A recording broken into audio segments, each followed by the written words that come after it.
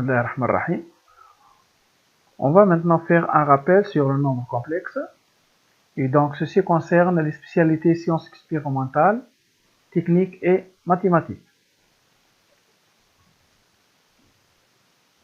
Donc, par définition, il existe un ensemble noté C appelé ensemble de nombres complexes qui possède les propriétés suivantes.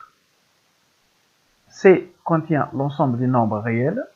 Donc ici, C est incluse dans R. L'addition et la multiplication de nombres réels se prolongent en nombres complexes et les règles de calcul sont les mêmes. Donc ici, on parle, donc on avait dit que C est incluse dans R. Ici, on parle de l'addition, de la multiplication, de la division, ainsi de suite. Donc, il existe un nombre complexe noté I tel que I au carré égale à moins 1. Ça, c'est une particularité de l'ensemble des nombres complexes. Tout nombre complexe Z s'écrit de manière unique sous la forme Z est égal à A plus IB, avec A s'appelle partie réelle et B partie imaginaire. Et donc, A et B sont des réels en fait. Donc l'écriture ici, Z est égal à A plus IB, avec A et B sont des réels, on dit bien qu'elles sont des réels ici, A et B, appelées formes algébriques ou formes cartésiennes du nombre complexe Z. A est égal à la partie réelle de Z, donc ici A est égal réel de Z, et B c'est la partie imaginaire de Z, c'est im de Z. Donc, Z s'écrit de manière unique sous la forme réelle de Z plus I fois im de Z. Donc, ça est égal à A plus I B. Merci. On va enchaîner maintenant avec cette remarque. Donc, il dit que soit Z est égal à A plus IB à notre complexe donné sous forme cartésienne. Si Z est égal à A plus IB, la forme cartésienne ou la forme algébrique. Si B est égal à 0, donc Z ici est égal à A. Donc Z est réel. Z est réel. Si A égale à 0, Z est imaginaire pur. Donc, on va dire que si A est égal à 0, donc Z est égal à IB, et donc on voit bien qu'il est imaginaire pur. Imaginaire pur. Donc ici, on dit bien que si B est égal à 0, donc si im de Z est égal à 0, donc Z est réel. Ici, réel de Z est égal à 0, alors Z est imaginaire pur. D'accord? Conséquence, soit Z et Z', on va voir maintenant ces conséquences-là, soit Z et Z' de nombres réels, de nombres complexes. Z est réel si seulement si l'imaginaire de Z égale à 0. Exemple, des nombres complexes tels que son imaginaire égale à 0, Z est égal à 2, Z est égal à moins 5. Ce sont des nombres complexes qui sont en fait des réels car leur partie imaginaire elle est nulle. Z imaginaire pur si seulement si réel de Z égale à 0, donc si réel de Z égale à 0, Z devient imaginaire pur. Exemple 2i, Z égale moins 3i, ce sont des imaginaires purs car leur partie réelle elle est nulle. Ensuite, si Z égale à 0, Z égale à 0 si seulement si l'imaginaire de Z égale à réel de Z égale à 0. Donc Z, on avait dit que Z, ça s'écrit sous la forme réelle de Z plus I fois imaginaire de Z. Donc si réel de Z égale à 0, si ça égale à 0, donc Z est imaginaire pur. Et si réel de Z, si imaginaire de Z égale à 0, donc Z elle est réelle. Donc dans le cas où z est nul, on voit bien que sa partie réelle ainsi que sa partie imaginaire sont tous les deux nuls. Donc lorsque z est égal à 0, ici on a bien entendu réel de z égal à 0 et imaginaire de z égal à 0. Une autre conséquence très importante, c'est la suivante. Si z est égal à z',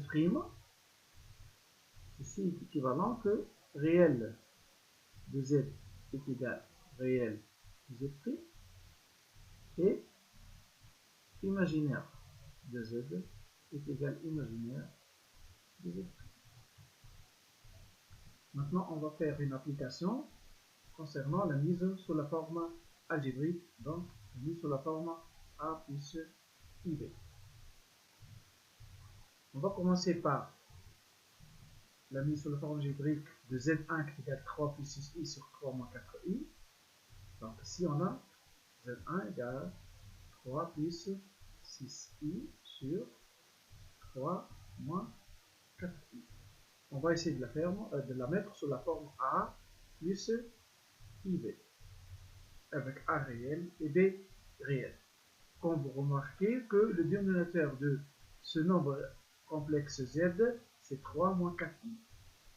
Donc, le conjugué de ce dénominateur, 3 moins 4i, est égal à 3 plus 4i. Donc là, z1 aura la forme 3 plus 6i sur 3 moins 4i. On va la multiplier par sa partie conjuguée, le dénominateur. Et donc, pour que ce nombre-là reste le même, il faut multiplier le numérateur par la même quantité qu'on avait utilisée, voilà qu'on avait noté ce dénominateur. Donc, on a multiplié par la même quantité le dénominateur et le numérateur. Donc ici, Z1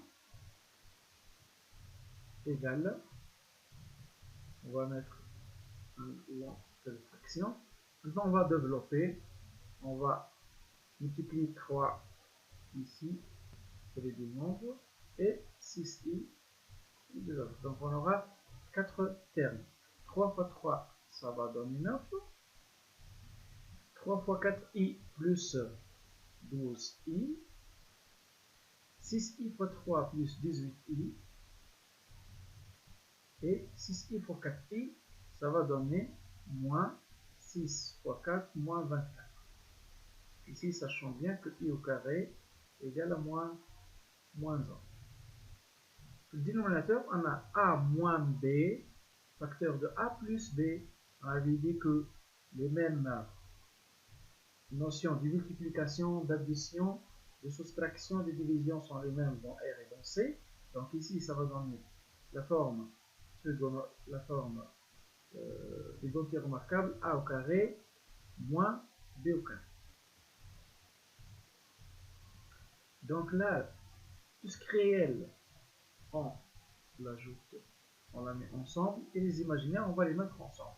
Donc la partie réelle, c'est 9 moins 24. La partie imaginaire, c'est i, 18 plus 12. 12 plus 18. Divisé par 3 au carré, c'est 9. 4i au carré, ça va donner 16i carré, donc c'est moins 16. Et donc ça, égale 9 moins 24, c'est moins 15. 12 plus 18, c'est 30i. Divisé par 9 moins 16, donc 9 plus 16, c'est 25.